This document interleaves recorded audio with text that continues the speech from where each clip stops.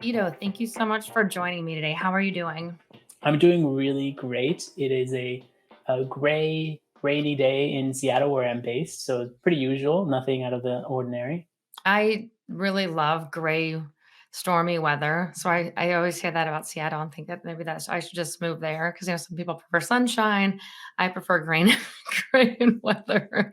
Yeah, this gives you a good balance. I will admit there are some really nice sunny days. I've heard it's great out there. So I know some of my I like love the music scene and the food scene out there too is really awesome. But if you wouldn't mind, just tell us a little bit about your current role at Coursera. Awesome. It's really hard for me to summarize my role very briefly. I am a senior manager of internal communications and also handle employer brand. And so, really, sort of combine two really important pieces of what I think is the employee experience and also, how candidates perceive the company.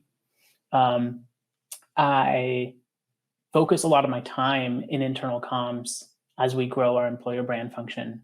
And in my role as an internal comms lead, I work a lot with our executives and our executive team to help inform our community of a growing and large number of employees around the world around company priorities and what's happening at the company during a really, quote unquote, unprecedented times, right? It's where we're tackling a lot of internal growth, but also external circumstances. In my role, I think one of the biggest things I focus on is making sure that our employees have a bridge to our executives and vice versa.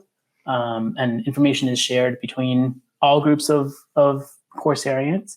But there's a lot of important work that happens, outside of that, building that connection and that trust. All right, we're going to move into our first segment. It's called Story Time. Story time. Story time. Let me give you a story. You've had a few very interesting internships DreamWorks Animation, New York Times, big favorite of mine.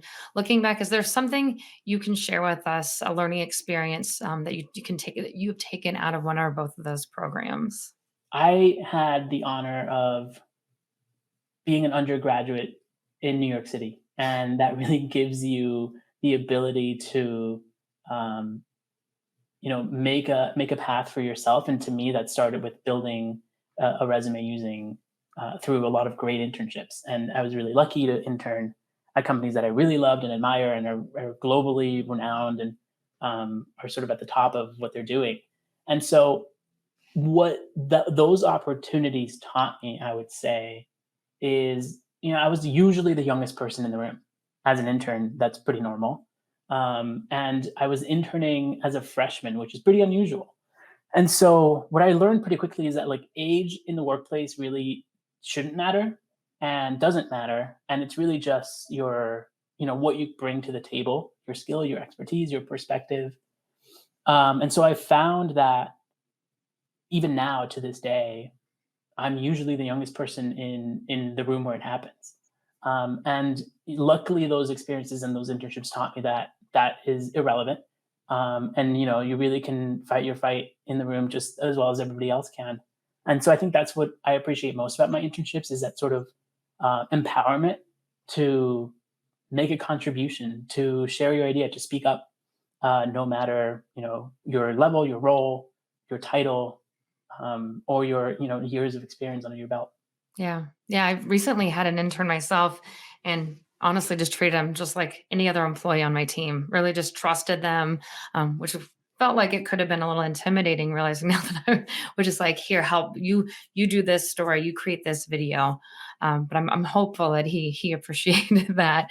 But now he's got a full-time role in communication. So I can understand. I'm assuming that's changed how you work with interns. Maybe you have some at Coursera or anywhere else as well. Yeah, absolutely. When I was at New York University doing communications for students there, I was part of a group, a mighty group of administrators who built a pretty innovative internship program where our students had full reign to post on our social media accounts. It was really authentic content, and at the time, a lot of other administrators were like, how can you give interns and students the keys to the kingdom, right? They can post anything. But really, it's just about trusting them to do their best work. Obviously, they have a lot on the line, and they will do their best work when you put that trust in them. Yeah, if we have any interns listening to this, interns in communications or even HR, IT, what would you say to them right now to really get them fired up and passionate or build confidence? Oh, the one thing I've learned definitely over the years is everybody else is just as sort of unsure at first of whether they're making the right call. You sort of tend to think like, well, this is a C-level executive. They know the answer immediately, and they're going to come in confidently say, we're going to do this, and it's going to work. And it doesn't always happen. So I think uh, I would tell interns and really early career professionals that you're not the only one questioning whether you made the right call. Everybody really is at the end of the day. And so that sort of evens the playing field, I think. Yeah, I'd even take that one step further for anyone listening and say that's kind of how adult life feels most of the Yes, time. yes, Some of us look like we're doing it very easily and well, but we're all just like, is this right? Are we doing this right? yes. I have a really great close relationship with my mom. And so we talk about pretty much everything. And I think at one point, I was like turning, it was a big milestone birthday. And I turned to her and I was like, Mom, when did you feel like you were an adult? And she's like, to be honest, some days I still don't feel that way. Some days I still wonder if I've like become an adult. And she's got two children. She's definitely an adult in anybody's eyes. And so that was also really helpful to understand like, okay, we're all sort of trying to figure it out as we go. Yeah, absolutely. I think about that a lot because my friends and I are really starting to talk a lot about like imposter syndrome Mhm. and what that feels like. And I think that's just a sort of a piece of that puzzle when you Yes. don't, am I doing this right? How did I get this far? So I think that's just such a great message to share. I don't know if you've ever felt that way. Oh, Um, absolutely. Like almost, weekly, daily, right? I think what I have learned is it's a very normal feeling. yeah. And I think it's actually a good sort of gut check sometimes. Yeah. The first time I had ever really heard about it, I was listening to an NPR story and they were interviewing Tom Hanks and he has it like really bad. And I was like, Tom Hanks has imposter syndrome. Holy smokes. American hero Tom Hanks. Yeah, has imposter syndrome. Anyway, moving on here. I'm looking back at your career, very impressive. You've done some really amazing things. Would you share with us a change you've made or a project you've completed in the internal communication space that's impacted how you think about internal communications? So a lot of my career before my role at Coursera was not technically or legitimately called internal communications. I worked for many years at a university. It also happens to be the university where I went to college. So I had a very, very strong bond with the community there. But my focus was communicating to students, sometimes to faculty members. And so it technically you could say, okay, that makes sense. That's internal communications. We just didn't really call it that. And and so when I started my role at Coursera, I was a little bit nervous. I mean, talking about imposter syndrome, right? Like I was like, I've never had a title in internal communications before. Um, and so what I ended up learning over, pretty quickly was this sort of idea of metrics in internal comms. And, there's really so many different ways you can try to add metrics into your work. Whenever I'm writing my OKRs quarterly, I type in Google. I do this search all the time because the answer still isn't found for me. But it's, what are normal KPIs? Like, what are the usual KPIs or metrics for internal comms? And every time I find resources, the answers aren't good enough for me. It's usually how many people opened an email, how many people saw a Slack post. Um, and so, to me, what I've learned and a change, back to your question, a change to me that I've sort of implemented in my work and have had the privilege of really focusing on this at Coursera is we're not going to track every day how many people open an email from our CEO or from our chief people officer to measure whether the email was successful or that campaign worked. What we're going to track is the actual desired outcome of that message. Right. And so most of the time when you're writing for your HR team or you're helping your HR team create, a campaign or communicate an important deadline, the outcome is making sure that most of your population enrolls in, health benefits in the U.S. during open enrollment period. Because if they don't, they'll miss out that window and then won't be able to make changes otherwise. And so the outcome for us is not, did everybody open the email? It's really like, what did we intend for them to do, and did they do it? And usually, we can sort of attach it to an outcome like that. Yes, 100% of employees enrolled in benefits. That's easy to track. But a lot of the times you can't, right? A lot of the times you're sending a message to build trust with your community, to help your employees feel supported during a really difficult time. And so tracking that is a little bit harder immediately, but I think over time you have ways to do it, and you sort of have mechanisms like annual employee surveys to try to figure out, whether employees feel like they're supported, whether they have a good connection with leadership, whether they trust the executive team. And so those are the things that I'm more proud of, rather than, really small metrics that are very tactical. Yeah, like unique clicks. How many unique clicks? Yes. It doesn't really Yeah. tell the story. I Yeah. love that. I think that's really worth calling out when you're creating some sort of communications campaign. What is that desired outcome? And then how can you try to start to measure for that? That's really great to hear. I really love hearing that. I'm going to take that with me as I move on. I just want to go back to something you said. You said you didn't have a traditional background in internal communication. So when you applied for this role, Coursera, talk about how you marketed yourself. Not having that traditional background or those titles that people often think are important. Would you speak to that a little bit? Yeah. My manager, and the person who hired me, I sort of give them a lot of credit for taking what I think was a sort of risk, right? In somebody who didn't come from the traditional tech company background, growing an internal comms function in a high growth tech company, with many years under their belt in Silicon Valley. And so I'm really grateful for that step they took. And so I think, when I was applying for jobs, I didn't want to leave my previous job. I actually left because I moved out of the state and moved to the West Coast. And so I sort of had to look for a new gig. And I really wanted to be in education. I love being in education. Obviously, Coursera is in that tech company. And so I really just sort of focused on, what things I did really well in previous roles, and connect that to what I knew, a communications role would need to do. So when I was applying to jobs and I was trying to market myself in this new sort of tech world, right?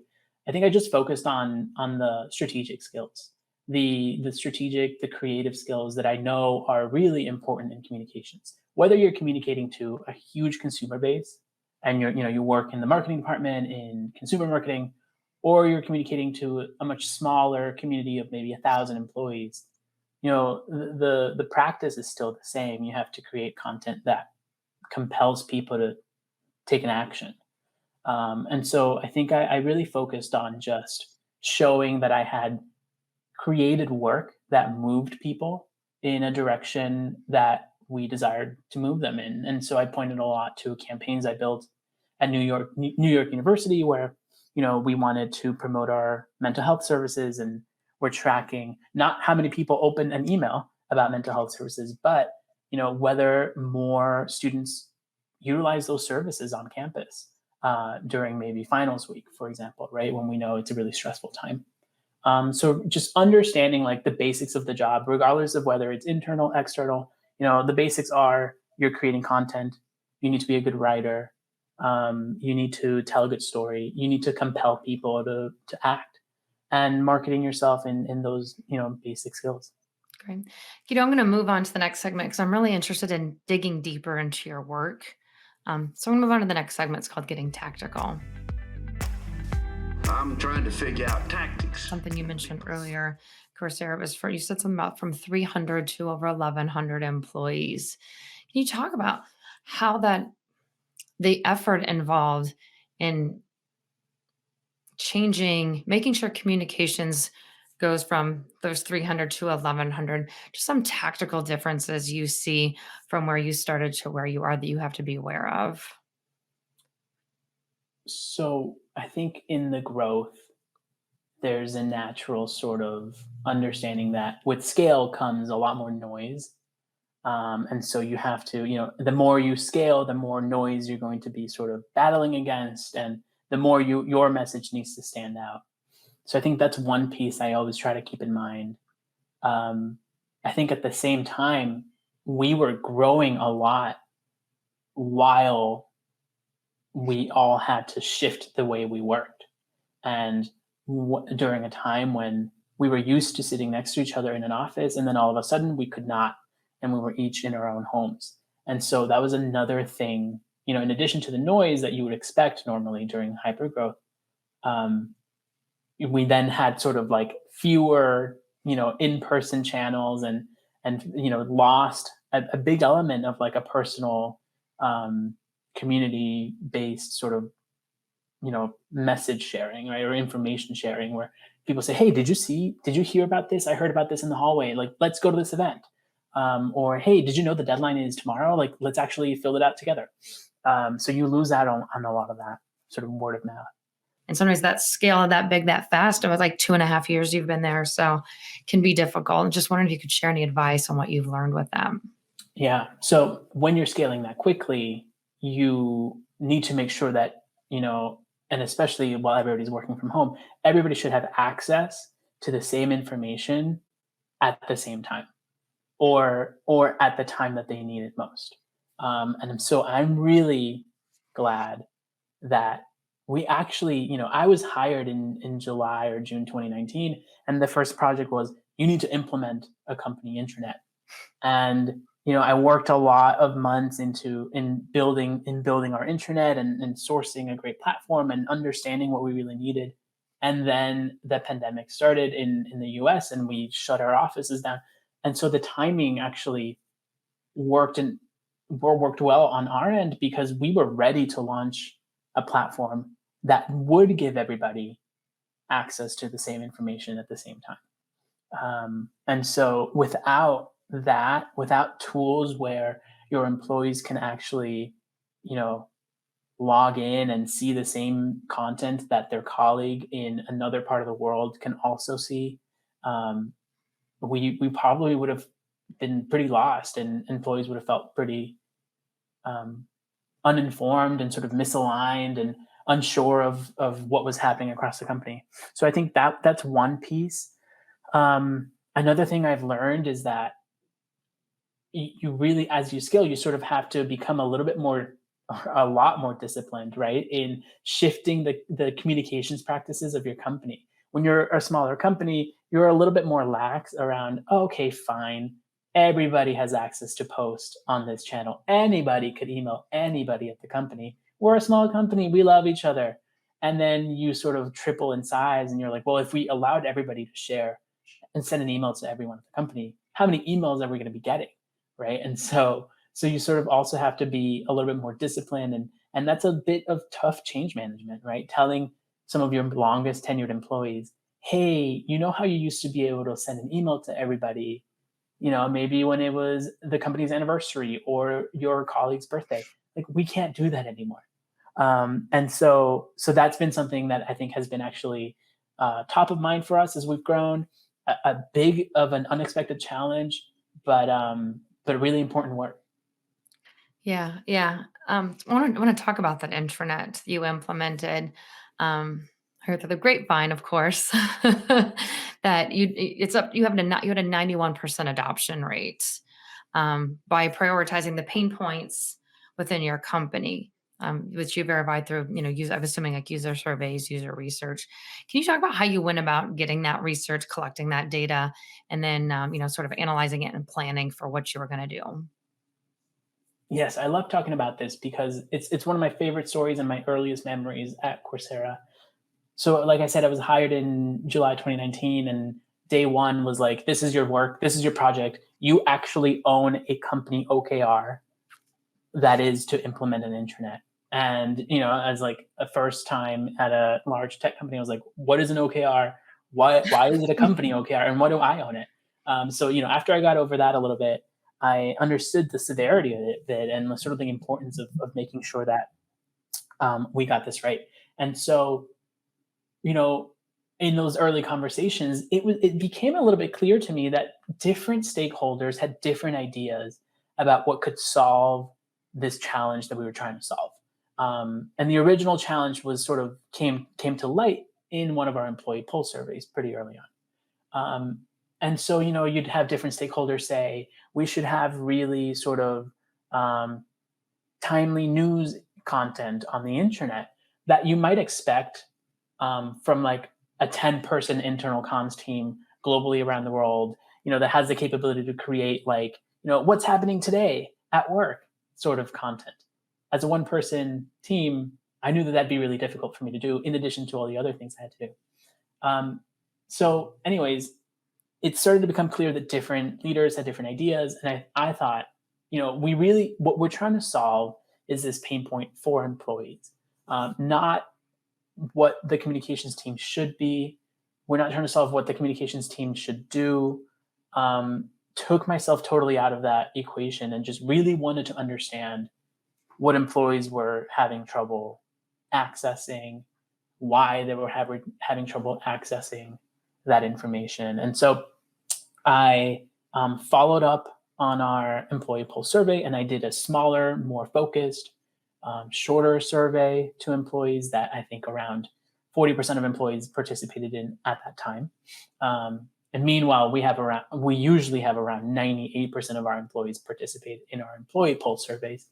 And so use that information in the shorter survey to really drill into, okay, you're telling us you have a hard time finding company-wide information. List the top 3 that come to mind right now. Like yesterday, when you got onto your computer, what could you not find? And so, I really just gathered all of those inputs and started to identify that it was truly, it was company-wide information that employees had a hard time finding, not team to team, like information within my team. I know where that is. Mhm. Maybe that's in Google Drive or Google Docs or a shared folder, but it's like, what's her travel policy? A lot of people were having a hard time finding that. And so, using that more focused survey, using that survey to then go into sort of workshops with different types of groups of employees to say, do you think this solution would work? Do you think if we did this, would it work? So really taking the time to dive into the research and not be afraid to maybe pause an important initiative, which I did a few times. I said, we're not going to achieve that OKR in time because we need to pause and really make sure we're doing, we're really understanding the pain point really well. And then I think the second piece is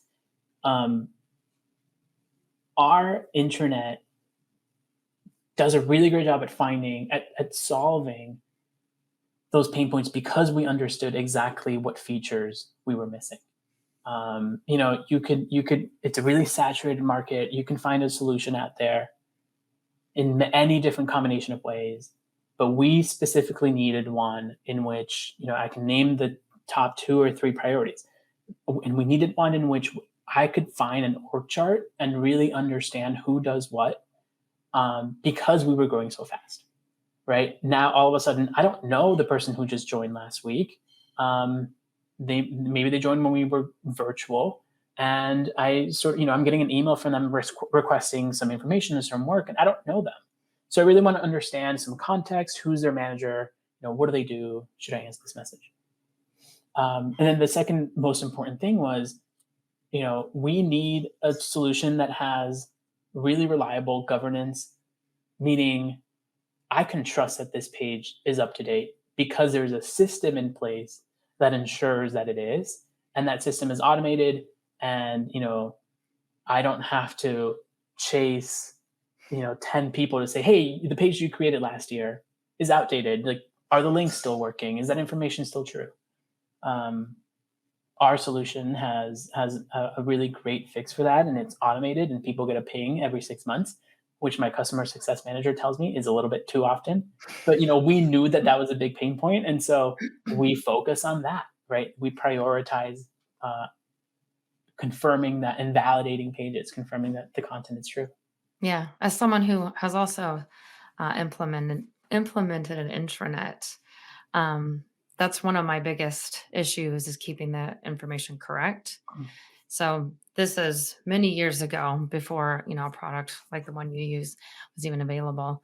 Running reports, anything that hasn't been touched in a year got yanked because you have to do that. Having outdated information is probably worse than not having any information about it at all. Because there can be so much just bad information out there. You mentioned that you had a 98% participation rates on your employee surveys. How do you get employees to participate at that rate? What's your secret? I would say that there's probably a few things we do to get us there. And then there's a piece that is just sort of natural to Coursera and it's just part of our culture that I can't take any credit for. But the few things the tactical things we do are we invite one member from each organization from the company to join our core team and really be the champions within their organization. So we usually provide them with, here's a communications plan. These are all the messages that are going to be going out to the company. You can supplement it with your own nudges to your colleagues who know you, who trust you. When your name pops up, they'll probably check, right? As opposed to when my name pops up and they're like, I don't really know who that is. And so that's one piece. We sort of expand the circle of ownership and accountability, and have sort of influencers help us. And we give them tools and drafted language, and we make it really easy for them to lift some draft and share it with their circle. So that's one piece. The second piece is we do have a lot of fun with it. We sort of make it into a competition. I'll create these little fun GIFs where we show, the bar chart for each organization changing and growing over the span of 24 hours. So for the last week, every day I'll share a GIF with the bar changing. And then, there might be like a funny GIF embedded in that says like, do it now, why wait? If not now, when? So we sort of create a little bit of fun in that way and use multimedia, and have that competitive spirit. But I also think that the thing that really helps us achieve that is we have a really engaged community. Our EPS tells us that. We are all here because we want to build a company that's helping people get free access to the world's best education. And so we sort of understand the importance of being fully engaged. And so I think that's just a unique part of our culture. Like most of the people are really clued in and want to participate and want to share feedback and appreciate those opportunities for open dialogue. Yeah. I do want to point out before I forget that your webinar where you discuss the process of implementing sort of this research and implementing your internet is out there. It's on the Simpler website. I listened to it last week. It's really well done. It's almost a really good blueprint for anyone looking to do this. So I would be remiss if I didn't call that out, and say, go watch that. Guido does a great job of giving you really the blueprint if you're out there and you're looking to do it as well. So it's a really great webinar. Yeah, and in that webinar, I mentioned this scorecard I built, and I'm not sure if it's still attached to the webinar. So if it's not, anybody can feel free to reach out to me. I've had some people reach out to me and say like, hey, you mentioned this scorecard. Can you share the file with me? And I did originally, and so I'm happy to do that. Yeah, the internal communications world is such a good group of humans who are always willing to help. So I really appreciate you saying that. We'll talk a little bit more at the end how people can get a hold of you, but I think the webinar is really well done. It's a good blueprint for anyone looking to even implement, a new technology. You can take a lot of the pieces that you did, pull that out and sort of tweak them a little bit. So it's a really well done webinar. I want to wonder if you could just talk a little bit about, you work with executives, C-suite leaders, about how you build those relationships and get them to trust you quickly. I mean, internal communications that's a big part of the role, but if you haven't done that, you have to step in there rather quickly and build that rapport and trust. And I wonder if you have any advice for our listeners who haven't done that on how they can do it really well. From my perspective, the way you build trust with anybody, with a colleague that sits next to you, or a leader that relies on you, or an executive who is, looking to you for an answer or support, is by being your true self and showing them that you are open to sharing your complete self, and so that sort of gives them a reason to trust you. And that sort of sounds a little bit weird, but I'll share an example, and I think maybe it helps illustrate. When I go into a room, I understand. I was mentioning earlier, like, I'm often the youngest person in the room. I'm often there's so many things that I know on a list. If I were to make a list, that I'm like, these are things that, like, prove why I shouldn't be here. I'm the youngest person here. I didn't work at a tech company before. I spent most of my time in education. Like, why are you here? It's an imposter syndrome coming back. Exactly.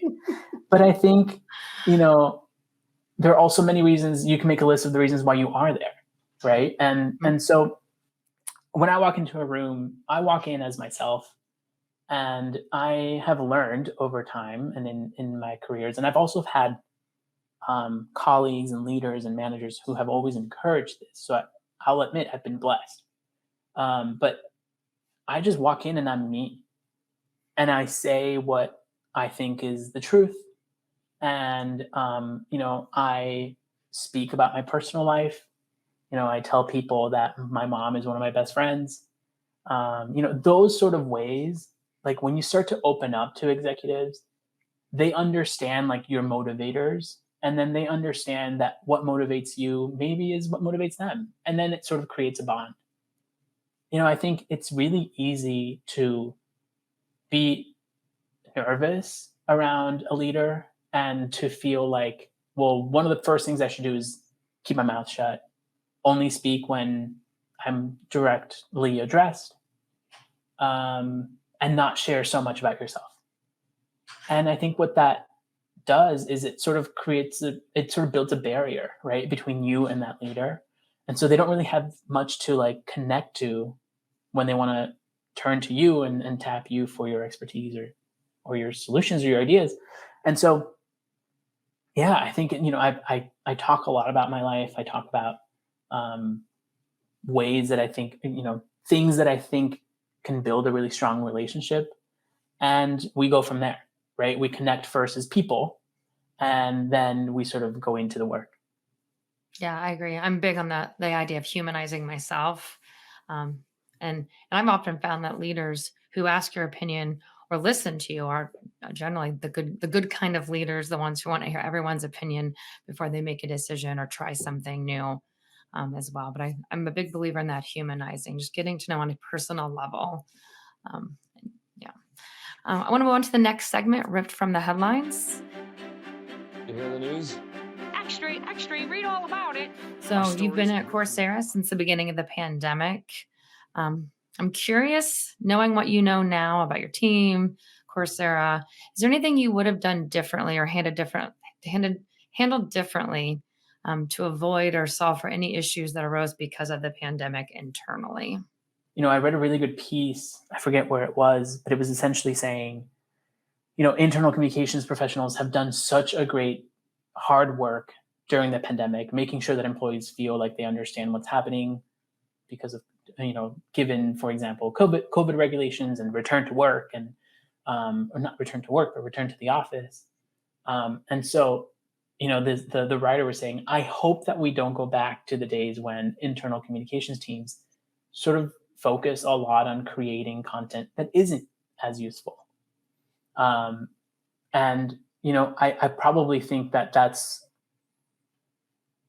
things like,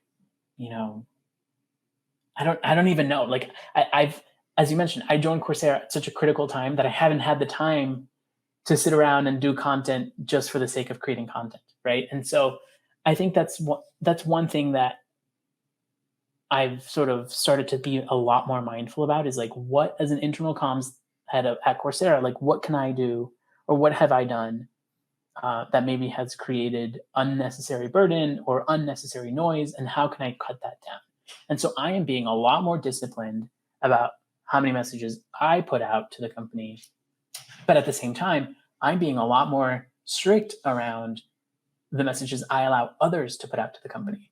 So people will come to me and say, this project is the most important thing employees need to do this year. And so I want to send a reminder once a day. And, maybe earlier on when not much was happening and when we really thought that that was the most important thing on employees' radars, maybe we would allow that. But now we have to be a lot more mindful around whether that's true or not, and whether once a day reminders are really valuable or they're just adding to the noise. And so I would say, being a lot more mindful about the noise I create, but then also being a lot more strict with others about the noise they create and helping them be much more efficient. Yeah. Yeah, I totally understand that. One of my last roles, writing the monthly newsletter, I'd have 30 stories, each of them 4 paragraphs long, and just being like, we, 6 max, folks. What can people really handle on top of their jobs? You mentioned burnout, just working over hours. What can we really give people that'll digest so that they'll actually look at this and not go, long newsletter. It's going to take me 15 minutes to read this, so I'm not going to read it. Exactly. Absolutely. I want to just briefly talk about, you were part of Coursera's IPO in late March, as it 2021. Can you talk about what that was like for you to be a part of that? It was the experience of a lifetime, I would say. When I joined, it was obviously a dream for everybody at the company that we'd be able to do that. We didn't know when or how. And so it actually happened much faster than I thought it would from my perspective and sort of from my readiness. I was told we were going to IPO in March 2021, and I was going to be responsible for the event where employees could join and sort of celebrate that moment with our executives and our co-founders. And I just gave it my all. I said, we're going to create a really amazing event where employees can feel reconnected to what we do. I think we would have loved to be able to do it all in person, bring everybody together, but we were forced to do it virtually. And so it was really important to make sure we created a program that felt really engaging during a span of maybe an hour and a half or 2 hours. And also sort of elevated it, right, to like a very special moment. Since we've been doing a lot of our meetings virtually, a lot of our all hands meetings, like this couldn't just feel like an all hands meeting, right? And so we invested a lot of time and resources in creating a really thoughtful program where we heard from many different members of our communities, employees, long tenured employees, our co-founders, all of our executives, but also our customers and our partners. We heard from 2 college instructors who teach courses on the very popular courses on the Coursera platform. And so that was a really awesome way to like bring them into the day. But it was sort of my responsibility to make sure that felt like a milestone moment. And it was a lot of work, but we were able to celebrate it in a really meaningful way. What's one of the most memorable learning experiences from that? Like if someone's getting ready to do this, because we're hearing more and more about this. What's one piece of advice you would give someone? So I'm going to cheat and say maybe 2 or 3. Okay. Because there's a few things that are coming up into the top of my head. The first is, your audience better than anybody else. And so make sure you deliver for them and advocate for their experience. The second tip would be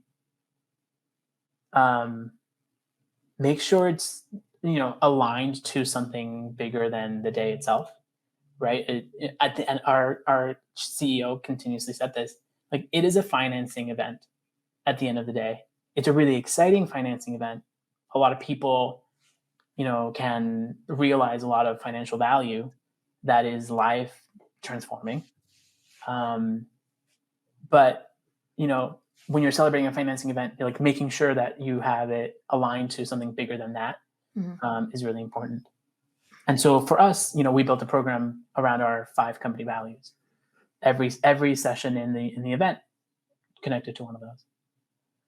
And then I think, the last piece I'll say is it's, for us, it was a live event that we were streaming to people around the world. And so I remember I got in that morning And the production team from the New York Stock Exchange was like, here's your headset. You are directing the show.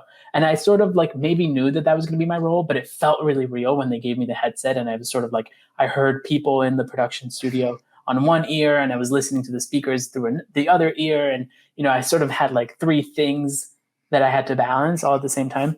And so just have a ton of fun with it, and understand that it's like, it's a once in a lifetime opportunity for many of us, but it also is really important for the people on the other end. And so, making sure that it's fun for you, because it'll sort of translate and be really fun for them.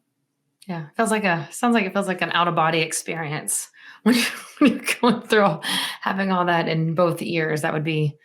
Sounds like a lot of fun. I'd have to drink a lot of coffee. Yes.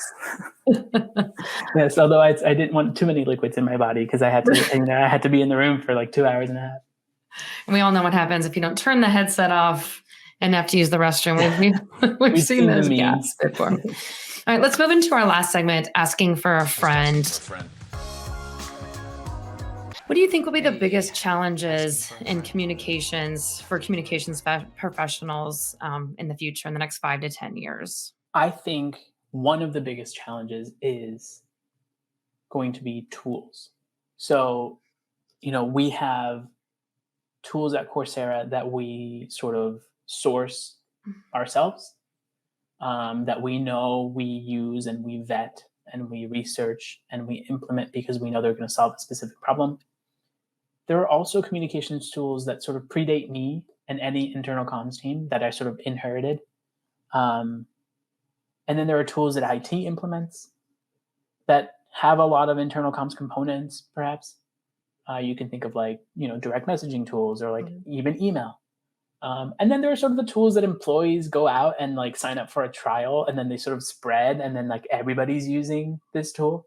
And so the world of tools is going to be a challenge that I think we need to make sure we are not overextending and sort of over sourcing tools to solve very specific problems. Because we've all been to the Cheesecake Factory and have seen a menu with 300 menu items, and you're like, well, I'm not gonna, maybe I'll just order the same thing I order every day, because like you're overwhelmed by choice, right? And so I really worry that whenever I hear a colleague say, oh, we need to source a new vendor for a new tool and it's going to solve XYZ, I'm like, hey, does something else that we currently use, could it do the same thing? Maybe not at 100%, but at 90%. But that 10% difference we make up by the fact that like we already have a lot of adoption in that first tool, right? So like negotiating those conversations, I think is really important for a communications professional. You have a very interesting career, and you've done a lot of really amazing things, from the intranet to the IPO, DreamWorks. We've talked quite a bit about that. What's something you're interested in doing that maybe you haven't done yet that you feel like would be a real good professional bucket item list? That's a great question.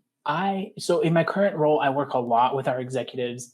And, I think I sort of say part of my role is an executive communications role, but not, right? Because there's so much else in my role. Yeah. At a bigger company, you'd be able to sort of split that up and say like executive communications, go to this person, other internal communications function roles, go to this person.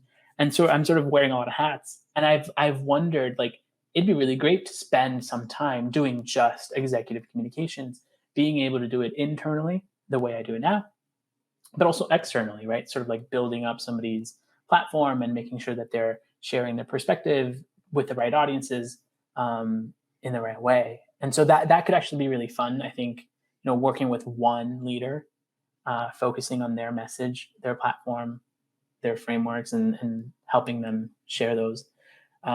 I think that's probably what I would say I should add to my toolkit.